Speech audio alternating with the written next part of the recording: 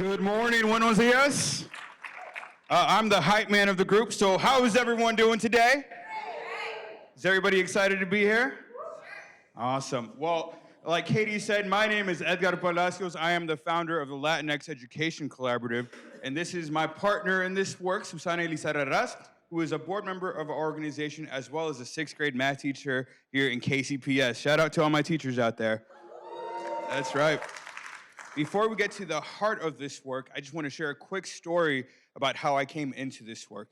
I was born in Miami, Florida, where being Latino is like super amazing and fun, right? I got to speak Spanish everywhere. I got to interact with folks from 33 different Latin American countries, and life was good.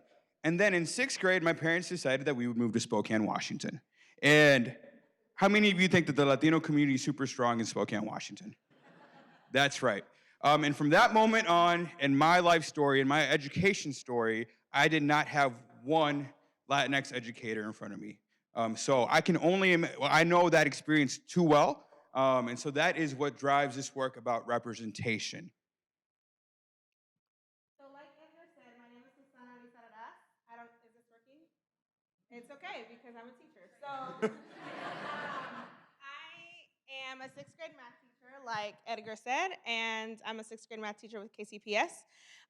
Like Edgar, I grew up actually my whole life without having a Latinx teacher until high school. I grew up here in Kansas City, and you know that that's pretty typical here in our schools. And that experience for me actually led me to teaching. In high school, I was pretty rambunctious, to say a nice word, right? And I had a lot of ideas in my mind that came out in the wrong way. And because of the lack of diversity or the lack of people that I saw that looked like me, there weren't many people who had my back, per se. And so when I learned of the opportunity to work with the Latinx Education Collaborative and bring more Latinx educators to the classroom, it was definitely at the forefront of my importance. I see that every day now in my classroom, how important it is for me to be there for my students. So We know the Latinx educators leave at higher rates than any other community. And we also know that if you're a first year Latinx educator and you have a bad experience, you don't just exit the building, you exit the work, right? And so we founded the organization. Our organization's mission is to recruit and retain Latinx educators in K-12. We are a local nonprofit doing this work, and it has been a really interesting process. It is just so crucial that our students today see themselves reflected in the teachers that serve them.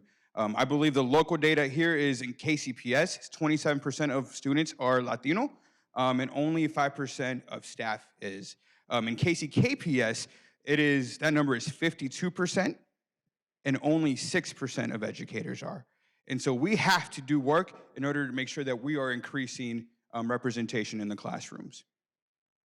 The national data says that 25% of students are Latinx in K-12. That's 25%, one of every four, but only 8% of educators are Latinx. And we are not doing a great job at retaining them in our schools. So part of that retaining educators means for the Latinx Education Collaborative, creating a space for collaboration and for community for those educators that do exist, right? As Edgar said, there are some of us out there. And so to retain those educators, it's important to bring them in community. As a teacher, I know what it feels like to feel like I'm operating in a silo.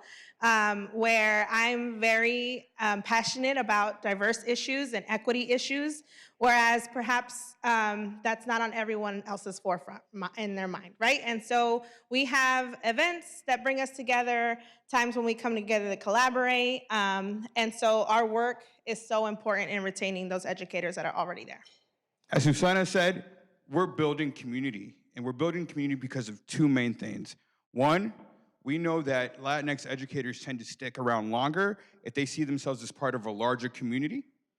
And two, we know that districts want to have the list to Latinx educators. And so as we build community, we are also building a group of folks that are ready to go into your districts and serve your students. I'd just like to highlight this real quickly here. this is the representation of disparities between well, you'll see, this is the representation of I guess, of teachers versus students. And you'll note that the biggest gap between student and teacher representation is in the Latinx community. And so we are incredibly passionate about this work, and we hope that you will join us in this process, in this work. If you are interested in increasing teacher representation in your schools, we'd love to talk to you. And if you're not, we'd love to talk to you too. Thank you so much. Thank you.